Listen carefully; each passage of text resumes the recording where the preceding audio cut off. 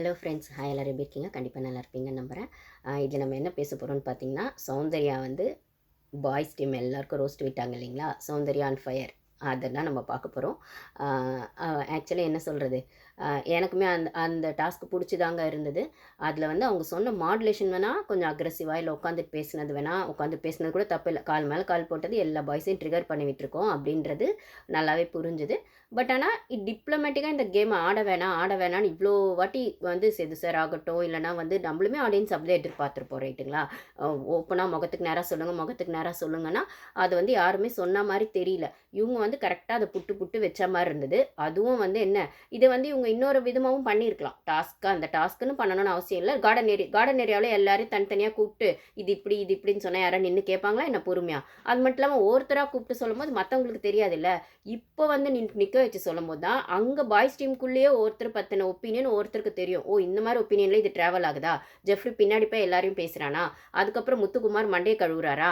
அதுக்கப்புறம் தீபக் வந்து ஆட்டிடியூட் இருக்காரு அப்படிங்கிறது பக்கத்தில் இருக்க சிவகுமாருக்கு ஏற்கனவே தீபக் மேலே கோவமாக இருக்க சிவகுமாருக்கோ ரஞ்சித்துக்கோ அது இன்னும் கொஞ்சம் ட்ரிகர் ஆகும். ஸோ இந்த மாதிரி வந்து எல்லாரையும் கூப்பிட்டு நிற்க வச்சு பேசும்போது ஒருத்தருக்கு இல்லாத ஒரு பெர்ஸ்பெக்டிவ் இன்னொருத்தருக்கு தோணும். அப்படின்னும் போது பாய்ஸ் டீமுக்குள்ளே இப்போ தான் ஒரு புரிதல் வரும். ஆல்ரெடி அருணுக்கு விஷாலுக்கு அருணோ ஜால்ரா போடுறாங்கன்னு தெரியும். இந்த இடத்துல அதையும் அவங்க ஓப்பனாக உடச்சி விட்டது வந்து என்ன சொல்கிறது, இது அவங்க பண்ண சரின்னு சொல்லுவேன். கேம் இப்படி தாங்க போகணும் இந்த கேமு. ஆனால் இது வரைக்கும் இப்படி போகவே இல்லை. அட்லீஸ்ட் சௌந்தர்யாவது இது ஓப்பன் பண்ணி விட்டாங்கன்னு தான் சொல்லுவேன். அவங்க உட்காந்து பேசின மாடுலேஷனோ இல்லை அந்த டாஸ்க்குன்ற பேரில் அவங்க உட்காந்துட்டு நீங்கள் யாரும் பதில் பேசக்கூடாது, நான் தான் பேசுவேன்னு சொன்னதும் வேணால் பாய்ஸ்க்கு ட்ரிகர் ஆயிருக்கலாம். ஆனால் இந்த கேம் இப்படி தான் போகணும். உண்மையிலே நிஜமாவே சௌந்தர்யா பண்ணதை நான் சூப்பர்னு தான் சொல்லுவேன். இந்த தைரியம் இது வரைக்கும் அந்த வீட்டில் யாருக்குமே இல்லை. ஆனால் இதை இப்படி அவங்க பண்ணதுக்கப்புறம் அவங்களுக்கு அது பேக் ஃபயர் ஆகாதானா? கண்டிப்பாக ஆகும். ஆனால் அவங்க அதை பற்றிலாம் யோசிக்காமல் ஜஸ்ட் லைக் தட் பண்ணாங்க.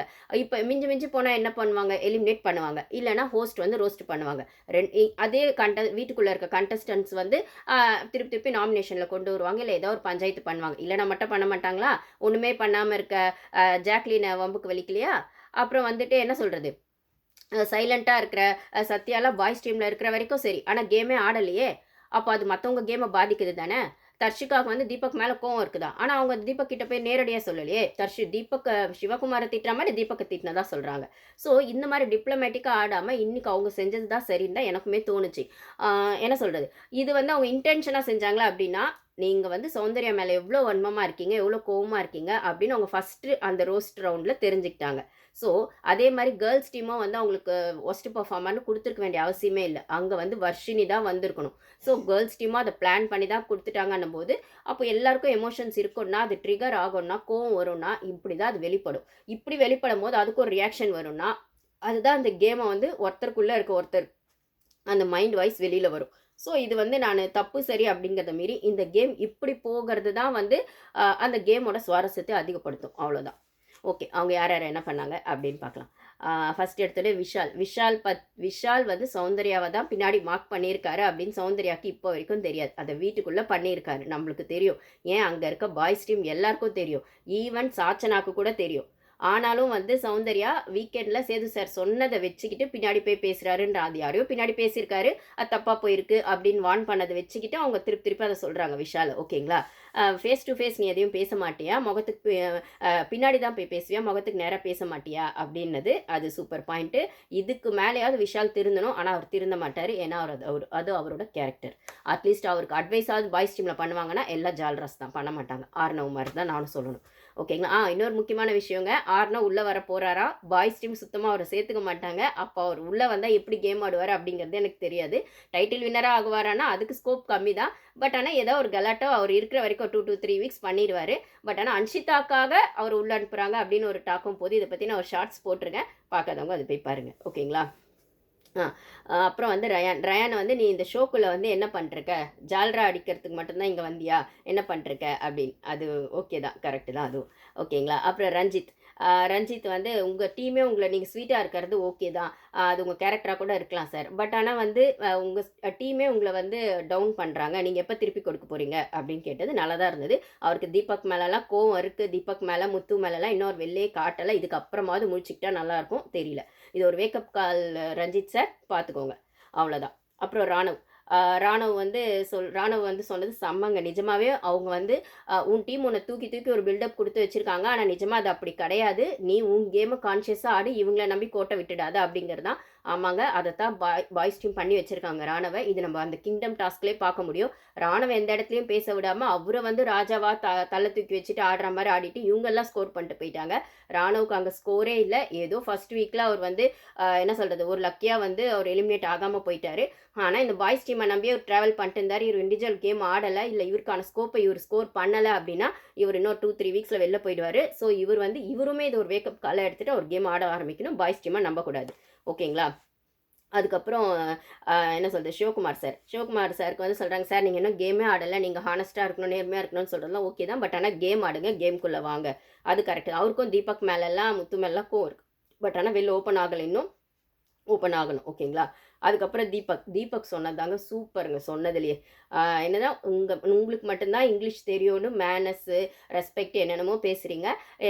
என்னமோ அந்த வார்த்தைங்களெல்லாம் நீங்கள் தான் வந்து கண்டுபிடிச்ச தயாரித்த மாதிரி மேனுஃபேக்சரிங் டெஃபெக்ட்னு சொல்லுவாங்க இல்லைங்களா காமெடிக்கு, அந்த மாதிரி அந்த வார்த்தைங்களெல்லாம் நீங்கள் தான் தயாரித்த மாதிரி ஒன்று பேசிகிட்டு இருக்கீங்க. உங்களுக்கு தெரிஞ்ச மேனஸ் ரெஸ்பெக்டோடு நீங்கள் விளையாடுங்க, எங்களுக்கு தெரிஞ்ச மேனஸ் ரெஸ்பெக்டோடு நாங்கள் விளையாடுறோன்னு சொல்லி செம்ம தக் லைஃப் தான். ஓகேங்களா? அதுக்கப்புறம் வந்துட்டு எனக்கு ரொம்ப பிடிச்சிருந்தது. அது அப்படி தாங்க, இவங்கள மாதிரி ஆளுங்களாம் முகத்துக்கு நேரம் இப்படி தான் சொல்லணும். இவருக்கு வந்து அந்த கிங்டம் டாஸ்கில் ஒரு திருக்குறள் கூட சொல்ல தெரில. நான் வீடியோஸ் போட்டிருப்பேன், பார்க்காதவங்க போய் பாருங்கள். அதாவது அந்த தீபக் வந்து பெஸ்ட் பர்ஃபார்மர் அப்படின்னு சொல்லிட்டு போட்டிருப்பேன் ஒரு வீடியோவில். அதில் வந்து பேசியிருப்பேன். ஒரு திருக்குறள் கூட அவருக்கு சொல்ல தெரிலங்க. மஞ்சரி சொன்னதை தான் அவர் ரிப்பீட் பண்ணார். இங்கிலீஷில் மேனஸ் ராஜா மாதிரி எல்லாத்தையும் பண்ணிட்டு இருக்கவர். அந்த கிங்டம் டாஸ்கில் திருக்குறள் முக்கியம்னா சொல்லி தான் ஆகணும். மன்னிப்புன்றது மட்டும் 10 வாட்டி கேட்க சொல்கிறீங்கல்ல கேர்ள்ஸ், அதை மட்டும் மன்னிப்புன்னு சொல்லிட்டு அப்புறம் வந்து ஒரு திருக்குறள் உங்களுக்கு சொல்ல வரல. அப்போ வந்து நீங்கள் எல்லாருக்கும் எல்லாம் தெரிஞ்சிருக்கணும்னு அவசியம் இல்லை, தெரியலன்னா கற்றுக்கலாம் அப்படிங்கிறது உங்களுக்கோ பொருந்தும். பட் ஆனால் அந்த இடத்துல நீங்கள் ஸ்மார்ட்டாக என்ன சொல்லிடுறீங்க, தெரியலன்னா கற்றுக்கலாம், சொல்லுங்கள் கற்றுக்குறேன் அப்படின்னு சொல்லிடுறீங்க மஞ்சரிக்கிட்ட. மஞ்சரியும் சொல்கிறாங்க, திருப்பி ரிப்பீட் பண்ணுறீங்க.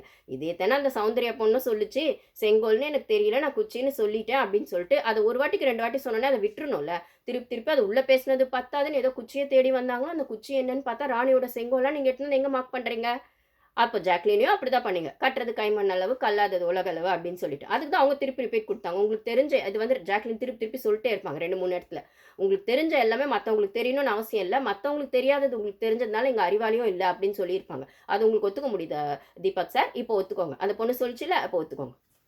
ஒத்துக்கிறீங்களோ ஒத்துக்கலையோ, வாய் திறக்க முடியாதுல்ல, ஏன்னா அது டாஸ்க் இல்லை. அப்போ கேட்டுக்கோங்க கவர்மெண்ட். ஓகேங்களா? இந்த மாதிரி சொன்னாங்க. அப்புறம் முத்துக்கு ஸ்பெஷலாக ரோஸ்ட் கொடுத்தாங்க, நம்ம அதை தனியாக பார்க்கலாம். ஓகேங்களா? அருண் விஷால் வந்து ஒருத்தருக்கு ஒருத்தர் ஃபேவரட்டிசம் தான் பண்ணுறீங்க. அருண் அடித்தா விஷாலுக்கு வலிக்கும், விஷாலை அடித்தா அருணுக்கு வலிக்கும்ன்ற மாதிரி 2 பேரையும் அதையும் சொல்லிவிட்டாங்க. அதுக்கப்புறம் வந்து ஜெஃப்ரிக்கு தான் இன்னும் சூப்பர். ஜெஃப்ரி வந்து நான் ஆல்ரெடி ஜெஃப்ரி பற்றி வீடியோஸ் போட்டிருப்பேன், ஷார்ட்ஸ் போட்டிருப்பேன், ஜெஃப்ரி டர்ட்டி கேம்னு. ஒரு இடத்துல மட்டும் ஹேட்ஸ் ஆஃப் டு ஜெஃப்ரின்னு அந்த மஞ்சரி பேட்ஜஸ்க்கு அவர் சப்போர்ட் பண்ணதை பேசியிருப்பேன். அதுவும் அவர் சப்போர்ட் பண்ணன்றதுக்காக சப்போர்ட் பண்ணலை, வெறும்னே வந்து என்ன சொல்கிறது, சாச்சனா ஒரு ஸ்டாண்ட் எடுக்கக்கூடாதுன்றதுக்காக இவர் போய் போட்டிக்கு ஒரு ஸ்டாண்ட் எடுத்தாரே தவிர மற்றபடி நியாயமான விஷயம்லாம் அது கிடையாது. அங்கே வந்து அந்த பிரச்சனையில் ஒரு நல்லது நடந்துருச்சு, அவ்வளோதான் அதை சொல்லணும். ஜெஃப்ரியோட உண்மையான கேரக்டர் வந்து பின்னாடி பேசுறது தான். ஏன்னா ஆல்ரெடி வந்து அருண் பற்றி விஷால் பற்றி ஜெஃப்ரி சௌந்தர்யா கிட்ட பேசியிருப்பாரு. அதைத்தான் வந்து இப்போ சௌந்தர்யா என்ன சொல்லுவாங்கன்னா, நீ பின்னாடி நீ தெரிஞ்சு பேசுறியோ தெரியாமல் பேசுறியோ, நீ பின்னாடி போய் பேசுகிற, நீ அதை பின்னாடி பேசுறதை நிறுத்திட்டு தைரியம் தான் முன்னாடியே போய் சொல்லு அப்படின்னும் போது அருண் கிட்டேயும் விஷால் கிட்டேயும் போய் சொல்லு, பாய்ஸ் டீம் கிட்ட போய் சொல்லு அப்படிங்கிறது தான் அவங்க சொல்கிறாங்க. என்ன பேசியிருப்பாரு அப்படின்னு பார்த்தீங்கன்னா, எங்கள் பாய்ஸ் டீமில் அருண் சொல்கிறத விஷால் சொல்கிறது அருணும் இல்லை, இவங்கெல்லாம் ஒன்று டிசைட் பண்ணிட்டா என்னை வந்து கேர் பண்ணுறதே இல்லை, எனக்கு கன்சிடரேஷனே இல்லைங்கிற மாதிரி சொல்லுவார் ஒன்று.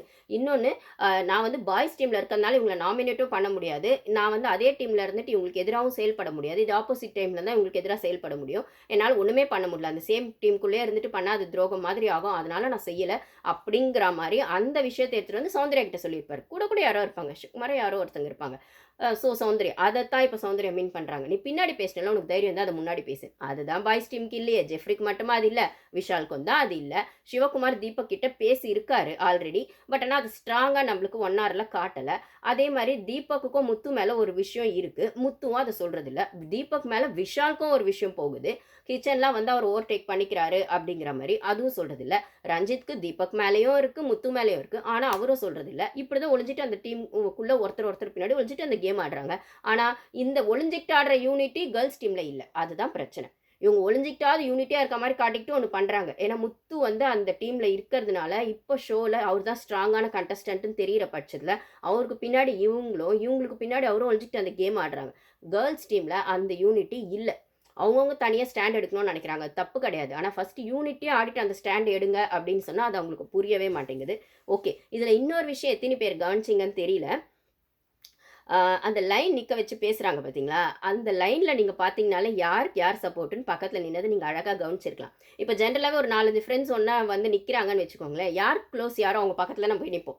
அந்த மைண்ட் வந்து ஆப்வியஸாக அப்படி தான் போகும். இவங்க பக்கத்தில் நின்றுக்கலாம், அவங்க பக்கத்தில் ஒரு ஃபங்க்ஷனுக்கு போனால் கூட பார்த்தீங்கன்னா அப்படியே ஜஸ்ட் ஒரு 10 பேர் ஒன்றா போனால் கூட இவங்க பக்கத்தில் உட்காந்துக்கலாம், அவங்க பக்கத்தில் உட்காந்துக்கலாம் போது நம்ம தேடி தேடி போய் நம்மளுக்கு பிடிச்சவங்க பக்கத்தில் உட்காருவோம், நம்மளுக்கு க்ளோஸாக இருக்கவங்க கூட உட்காருவோம், ரைட்டுங்களா? அந்த மாதிரி தான் அங்கே நின்ன மாதிரி இருந்தது. அதில் நீங்கள் பார்த்தீங்கன்னா அந்த குரூப்பிசம் அழகாக தெரியும். இதில் சென்டரில் தீபக் இருப்பார். தீபக்கு ஒரு சைட் பார்த்தீங்கன்னா முத்து, ஓகேங்களா? முத்து இருப்பார், நல்லா கவனிச்சுக்கோங்க. தீபக்கு ஒரு சைடு முத்து பக்கத்தில் ரயான் பக்கத்தில் ஜெஃப்ரிக்கு அப்புறம் ரஞ்சித்க்கு அப்புறம் சிவகுமார், அதுக்கப்புறம் ஆனந்தி. இது லீஸ்ட்டாக போயிடும். ஸோ தீபக் க்ளோஸாக இருக்கிறதாங்க பார்த்தீங்கன்னா முத்துவும் ரயானும் தான். ஜெஃப்ரி ரஞ்சித்னு அது வரும்போது தேவைப்பட்டால் உள்ளே வருவாங்க, இல்லைனா சைலண்ட்டாக சைடு வாங்கிடுவாங்க, இவ்வளோதான். ஆனால் தீபக் இந்த சைட் பார்த்தீங்கன்னா சூப்பராக அருண், விஷால், ராணவ். ஸோ இதைத்தான் நான் சொல்லிட்டே இருப்பேன். தீபக் எப்பயுமே வந்து அவருக்கான ஸ்டாண்டை எடுக்கிறதுக்கு 2 டீமே யூஸ் பண்ணிக்கிறாரு. ஸோ விஷால் பின்னாடி ஒரு டீம் இருக்குது, அருண், விஷால், ராணவ்னு சொல்லிட்டு. அப்புறம் முத்துக்கு வந்து முத்து தனியான ஸ்ட்ராங் பிளேயர்னு தெரியும். இருந்தாலும் தேவைப்பட்டால் முத்துவை விஷால் டீம் சேர்த்துக்குவாங்க. அதே மாதிரி முத்துவும் தேவைப்பட்டால் அருண், விஷாலை சேர்த்துக்குவாரு, இல்லைன்னா விட்டுருவாங்க. ஆனால் இந்த 2 டீம் முத்து விஷால் 2 டீமே யூஸ் பண்ணி ஆடுறது யாருன்னு பார்த்தீங்கன்னா தீபக் தான். ஸோ அவர் அங்கே நின்றுட்டுருக்க நீங்கள் பாடி லாங்குவேஜும் அவரோட விஷயமே பார்த்தீங்கனாலே நீங்கள் 2 பேருமே ஏதோ ஸ்கோர் பண்ணி வச்சுருக்கீங்க இந்த ஷோவில். இதை அப்சர்வ் பண்ணிட்டு இருந்திருக்காரு தீபக். ஃபஸ்ட்டு 3 வீக்ஸ் அவர் சும்மாலாம் இல்லைங்க, இதை அப்சர்வ் பண்ணியிருக்காரு. கேம் போகிற ஃப்ளோவில் எப்படின்னு அப்சர்வ் பண்ணிட்டு முத்துவும் ஸ்ட்ராங்காக தெரிகிறாரு. விஷால் வந்து விஷால் மார்க் பண்ணது அங்கே இருக்க பாய்ஸ் டீமுக்கு எல்லாருக்குமே தெரியும். ஆனால் அவருக்கு ரோஸ்ட் வந்திருந்தா விஷால் பின்னாடி 4 பேர் நின்று இருக்க மாட்டாங்க. ஆனால் அவருக்கு ரோஸ்ட் வரல, ஜஸ்ட் வந்து வார்ன் பண்ணிட்டு விட்டுட்டாங்க. ஆனால் அவர் என்ன வேணால் பண்ணலான்னு திருப்பி அதை கண்டினியூ தான் பண்ணுறாருன்னும் போது டீம் வந்து விஷாலுக்கும் சப்போர்ட் பண்ணுது அப்படின்னு தீபக்கு தெரிஞ்சதுக்கப்புறம் ஸோ முத்து சைடும் ஒரு ஸ்டாண்ட் எடுக்கிறார், விஷால் சைடும் ஒரு ஸ்டாண்ட் எடுக்கிறாரு. 2 பேரையும் சேர்த்து வச்சு இவரு ஒரு கேம் ஆடுறாரு, அவ்வளோதான். அப்புறம் வந்து முத்துக்கிட்ட வருவோம். முத்துக்கு வந்து ஸ்பெஷலாக ரோஸ்ட். என்ன ரோஸ்ட் அப்படின்னு பார்த்தா, நீ வந்து ஸ்ட்ராட்டஜின்னு ஒன்று பண்ணிருக்க, எல்லாரும் மண்டையும் கழுவிட்டு ஒன்று பண்ணிருக்கல, உன்னால தான் இந்த ஷோவே வந்து தூக்கி நிறுத்துறாங்க, உன்னால தான் இந்த ஷோவே போகுதுன்னு ஒன்று பண்ணிருக்கல, அது அப்படி இல்லை. ஒரு நாள் வந்து நீ டவுன் ஆயிடுவேன். ஸோ அதை வந்து அந்த ஸ்ட்ராட்டஜி உடைக்கிறதுக்கு ஒருத்தங்க வருவாங்க அப்படிங்கிற மாதிரி ஒன்று சொல்லுவார். இது சொல்லும் போதே வந்து முத்து என்ன சொல்லுவார்னா, அதை மொட்டை கடிதாசில் இதெல்லாம் சொல்லிட்டு அப்புறம் என்ன திருப்பி வேறு ஏதாவது சொல்லு அப்படின்னு. அதாவது மொட்டை கடிதாசி எழுந்து வந்து சௌந்தர்யா தானே அவர் கண்டுபிடிச்சிட்டாரு இல்லைங்களா, அதை தான் சொல்லுவார். அப்புறம் என்ன இருக்கிறத தான் எத்தனை வாட்டி சொன்னாலும் உண்மை அது தானே. அதுக்கப்புறம் அவர் வந்து இப்போ நீங்கள் பாருங்களேன், சௌந்தர்யாக்கு யாராவது ஏதாவது சொன்னால் சௌந்தர்யா வந்து முடியை இப்படி தூக்கி போடுறாங்க, அப்படி தூக்கி போடுறாங்க, எக்ஸ்பிரஷன் இப்படி செய்கிறாங்க, அப்படி செய்கிறாங்க, அது ரியாக்ட் ஆகுதுன்னு ரயான்லேருந்து எல்லாருமே கம்ப்ளைண்ட்டாக சொல்கிறாங்கல்ல. இப்போது என்ன சொல்கிறது, சௌந்தர்யா சொல்லும் போது முத்துவோட ரியாக்ஷனும் எக்ஸ்பிரஷனும் கவனிச்சு பாருங்க எப்படி இருந்தது. அவர் எப்படி சிரிச்சாரு, எப்படி தலையாட்டினாரு, எப்படி அவரோட பாடி லாங்குவேஜ் இருந்தது. இது வந்து அவர் கோவப்பட்டாரா, ஏன் இப்படி சொல்கிறேன்னு கேட்டாரா, என்ன பண்ணார்? ஜஸ்ட் லைக் தட் சிரிச்சுட்டு ஒன்று பண்ணிட்டு அப்படியே தானே இருந்தார். அவரால் எந்த அளவுக்கு அதை வந்து உள்ளுக்கு வாங்கிட்டு வெளிக்கு அந்த கோவத்தை காட்டாமல் இருக்க முடியும்னு ஒன்று ப்ரூஃப் பண்ண முடியுதோ அது ஒரு சிலருக்கும் பண்ண முடியும், ஒரு சிலருக்கு தான் பண்ண முடியாது. கோவத்தை காட்டிடுவாங்க, ரியாக்ட் பண்ணிடுவாங்க. ஆனால் கண்ட்ரோலாக இருக்கணும்னு நினைக்கிறவங்க கண்டிப்பாக சிரிச்சுக்கிட்டு, அதாவது அப்போ எவ்வளோ கோவப்பட்டு திட்டினாலும் எதிர்க்க இருக்கவங்க சிரிச்சிட்டாங்கன்னு வைங்களேன், ஜஸ்ட் லைக் தட் ஏதோ ஒரு பாடி லாங்குவேஜ்னா அப்படின்ட்டு போயிட்டாங்கன்னா அது ஆப்வியஸாக அதை பேசினவங்களுக்கு ட்ரிகர் ஆகும், கோவம் வரும். நான் இவ்வளோ பேசிகிட்டு இருக்கேன், உனக்கு அது வந்து ஹர்ட் ஆக்கணும்னு தான் அவங்க பேசுவாங்க, ரைட்டுங்களா? ஆனால் அது ஹர்ட் ஆகலைன்ற மாதிரி நம்ம வந்து அதுக்கு ரியாக்ஷன் கொடுத்துட்டோம்னா அது வந்து பேசினவங்கள அவ்வளோ ட்ரிகர் பண்ணும், அவ்வளோ ப்ரோவோக் பண்ணும். ஸோ இப்போது வந்து அப்போது அது மாதிரி தான் இவங்க சௌந்தர்யா பண்ணுறாங்க, அது எங்களுக்கு ப்ரோவோக் ஆகுது, அந்த எக்ஸ்பிரஷன்ஸ் வந்து எங்களை இரிட்டேட் பண்ணுதுன்னு எல்லாரும் சொல்லும்போது இன்றைக்கி முத்து என்ன பண்ணார்? சௌந்தர்யா பண்ணும்போது நியாயமாக ஒரு கோவம் தானே பட்டு இருக்கணும். அப்போ இந்த இடத்துல என்ன சொல்வீங்க? அப்போ முத்து நல்லவர், எல்லாத்தையும் பொறுமையாக கேட்டார்னு சொல்வீங்களா? பொறுமையாக கேட்டார் தான், ஆனால் அவரோட அந்த கண் வந்து எப்படி இருந்துச்சு, அந்த ஃபேஸ் எப்படி இருந்துச்சு, அதாவது இதை மொட்டை கடிதாசிலே சொல்லிட்டே வேற ஏதாவது சொல்லு அப்படின்னு வந்து ஆஃபர் கொடுத்த மாதிரியா இருந்துச்சு. உள்ள அவ்வளோ கோவம் இருக்குது, இந்த பொண்ணு புட்டு வைக்குதே அப்படின்ற ஒரு எரிச்சல் இருக்குது. ஆனால் அதை காட்டாமல் சிரிச்சுட்டே போகிறார். இதை வந்து நிறைய யூடியூப் சேனல்ஸ் முத்து எவ்வளோ பொறுமையாக போகிறாரு, எவ்வளோ அந்த பொண்ணு அப்படி பேசுது, இந்த பொண்ணு எப்படி வந்து அவர் பொறுமையாக போகிறாரு கேட்குறாரு அப்படின்னா அது அவருக்கும் கோவம் வருங்க. அது அவர் காட்டாத வரைக்கும் தான் அவர் நல்லவர். ஆனால் காட்டக்கூடாதுன்னு அவர் நினச்சி பிளான் பண்ணி தான் ஒன்று பண்ணிட்டுருக்காரு, ஓகேங்களா? அவருக்கான கோவம்னு ஒண்ணு யாராவது அவர இன்னும் நல்லா ட்ரிகர் பண்ணும்போது தான் வரும். அதான் நான் சொல்லிட்டு இருக்கேன். இன்னும் டஃப்பான ஒரு கண்டஸ்டன்ட் அங்க முத்துக்கு இல்லவே இல்ல. மேபி சௌந்தர்யா இந்த ஃப்ளோலயே போனா அவங்களே டஃப்பா தான் இருக்கலாம். இல்ல வேற யாராவது வைல்ட் கார்ட்ல உள்ள விடுவாங்களா? இல்ல ஒரு ட்விஸ்ட் அண்ட் டர்ன்ஸ் வரா மாதிரி உள்ள இருக்கவங்களே அந்த ஃப்ளோக்கு யாராச்சும் வந்துருவாங்களா? எனக்கு தெரியல. இப்போ வரைக்கும் சௌந்தர்யா தாங்க அங்க வந்து நான் கூட சவுண்ட் ஆர்மி அப்படி இப்படிலாம் சொல்லும்போது பெருசா நான் யார் சைடும் ஆர்மிலாம் எடுத்தது இல்ல. பட் ஆனா இப்போ சௌந்தர்யா போற ஃப்ளோல பார்த்தா நிஜமாவே முத்துக்கு டஃப் குடுக்கறது சௌந்தர்யாவா தான் இருப்பாங்க போல இருக்கு. வோட்டிங்ல கூட அஃபிஷியல் வோட்டிங், அன்அஃபிஷியல் வோட்டிங்ல கூட முத்து இது வரைக்கும் முத்து லீடிங்ல இருக்க பட்சத்துல இப்போ சௌந்தர்யா இந்த டாஸ்க் பண்ணதுக்கு அப்புறம் செம்ம ஸ்கோரிங்ல போயிட்டாங்க. மேக்ஸிமம் ஒரு 3% 4% டிஃபரன்ஸ் ஆஃப் வோட்டிங் தான் இருக்கு போல முத்துக்கும் சௌந்தர்யாக்கும். ஸோ ஆல்ரெடி முத்துக்கான வோட்டிங் டவுன் ஆக ஆரம்பிச்சிருச்சு, சௌந்தர்யாக்கான வோட்டிங் ரைஸ் ஆக ஆரம்பிச்சிருச்சு. ஸோ இந்த கேம் இந்த ஃப்ளோல தான் போகணும். இப்படிதான் யாருமே டஃபே கொடுக்கலன்னா அந்த கேம் ஒன் சைடா போயிடுங்க, போர் அடிச்சிடும். ஸோ இப்போ தான் அந்த டஃப் ஆரம்பிக்குது. இது வரைக்கும் அந்த வீட்டில் யாருமே பண்ணல, முக்கியமாக கேர்ள்ஸ் டீம்லேருந்து பண்ணவே இல்லை. இப்போ சௌந்தர்யா பண்ணது எனக்கு என்ன சொல்கிறது, இதுதான் ஒரு நல்ல ஸ்டார்ட். அவங்க சொன்ன விதம் வேணால் தப்பாக இருக்கலாம். பட் ஆனால் எல்லாரும் சேர்ந்து ஒரு பொண்ணை கார்னர் பண்ணுறீங்க, இத்தனைக்கும் அந்த பொண்ணுக்கு மார்க் பண்ணது தெரியாது. கார்னர் பண்ணுறீங்கன்னா அப்போ அந்த பொண்ணு செஞ்சதும் சரிதான். நீங்கள் என்ன செய்கிறீங்களோ அதுக்கு ஒன்று வரும்ல. இதை தான் ரியாக்டிவ் அப்யூஸ்னு சொல்லுவாங்க. ஒன்றுமே செய்யாமலாம் யாரும் கோவப்பட மாட்டாங்க. ஏதோ நாங்கள் நடந்திருக்கோம்ல, அந்த ஆக்ஷனுக்கு தானே ரியாக்ஷன் வரும். அப்போ அந்த ரியாக்ஷனை நீங்கள் ஃபேஸ் பண்ணி தான் ஆகணும். ஓகேங்களா? இப்போ இந்த பொண்ணு பேசிடுச்சு. திருப்பி அவங்க யாரும் ரியாக்ட் பண்ண மாட்டாங்கன்னா, அந்த second roast, third roast round வரும்போது கண்டிப்பாக பண்ண தான் செய்கிறாங்க. அதாவது அதுக்காக தான் அந்த பொண்ணு அழுதுது. பட் ஆனால் பேசும்போது அதுக்கப்புறம் ஜாக்லின் வந்து போய் சமாதானமும் படுத்துறாங்க. நீ வந்து பேசினது அதுலேயும் பார்த்தீங்கன்னா, அந்த உட்காந்துட்டு அந்த கால் மேலே கால் போட்டது வந்து அவங்களா பண்ணலை. பக்கத்தில் இருந்த சார்ச்சனாவும் அன்ஷிதாவும் தான் அதை உசுப்பேத்தி விட்டாங்க. இதுதாங்க இந்த பொண்ணுக்கிட்ட பிரச்சனை. இந்த பொண்ணை ஒரு டிசைட் பண்ணி, இல்லை நான் பேசிக்கிறேன், நின்று பேசுகிறேன், உட்காந்து பேசுகிறேன், என்னமோ பண்ணுறேன், நீங்கள் சொன்னதை நான் கேட்கணும்னு அவசியம் இல்லை அப்படிங்கிற மாதிரி அந்த பொண்ணு பண்ணியிருக்கலாம். கொஞ்சம் கான்ஷியஸாக சேரையோ எடுத்து போட்டுட்டு கால் மேலே காட்டு போட்டு உட்காருங்கக்கா அப்படி இப்படின்னு சொன்ன சாச்சனா பின்னாடி போய் நீங்கள் ஒன்று பண்ணீங்கல்ல டாஸ்க்குன்ற பேரில் ப்ரொவோக் பண்ணி இதை வீக்கெண்டில் கேட்பாங்க அப்படின்னு சொல்கிறதும், அன்ஷிதாவும் நீ ஏதோ ஒன்று பண்ணிருக்கல சரியா இருக்கும் மொக்கன்னு சொல்கிற மாதிரி மற்றவங்கள இல்லை நீயும் மொக்க தான் பண்ண அப்படின்னு சொன்னா அன்ஷிதா தான் ஃபுல்லாக பாய்ஸ் டீமுக்கு மாறிட்டாங்களே. சாச்சனா பிளேலாம் ஒரு பிளேவே இல்லை. அது ஒரு கன்னிங் பிளே, அது ஒரு செல்ஃபிஷ் பிளே, அது ஒரு நார்மலான ஒரு பிளேவே கிடையாது. ஒரு என்ன சொல்கிறது, தீபக் நார்சிஸ்டான்னு சொல்கிற வகையில் தான் நான் சாச்சனாக்கும் ஒன்று போடணும். அந்த மாதிரி அது பிளேக்குள்ளே கணக்கே வரல. அது சுத்த வேஸ்ட்டு அது சாச்சனா. ஓகேங்களா?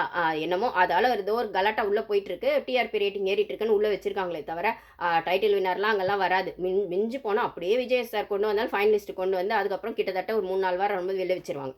அவ்வளோதானே தவிர வெளில அனுப்பிச்சிட்டாங்க. மற்றபடி டைட்டில் வின்னருக்கெல்லாம் அதெல்லாம் கெப்பாசிட்டியே கிடையவே கிடையாது. ஓகேங்களா? அப்படி இருக்கிற பட்சத்தில் சௌந்தர்யா பண்ண தப்பு அதுதான். அதை தான் ஜாக்லின் சொல்லுவாங்க, நீ பண்ணு பேசி எல்லாம் பண்ணு, பட் ஆனால் நீ அது கால் மேலே கால் போட்டு உட்காந்தில்ல, இது வெளில எப்படி ப்ரொஜெக்ட் ஆகும், அதுதான் தப்பாக போகும். நீ சாச்சனா சொல்லிட்டு யார் வேணால் சொல்லிட்டு உனக்கு ஒரு யோசனை இல்லையா அப்படின்னு அழகாக ஜாக்லின் அந்த இடத்துல சொல்லுவாங்க.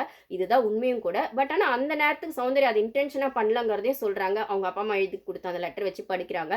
ஸோ அதுதாங்க, எல்லாருக்கும் அந்த பொறுமை இருக்காதுங்க. அந்த டைமுக்கு ஒரு கோவம் வரும்.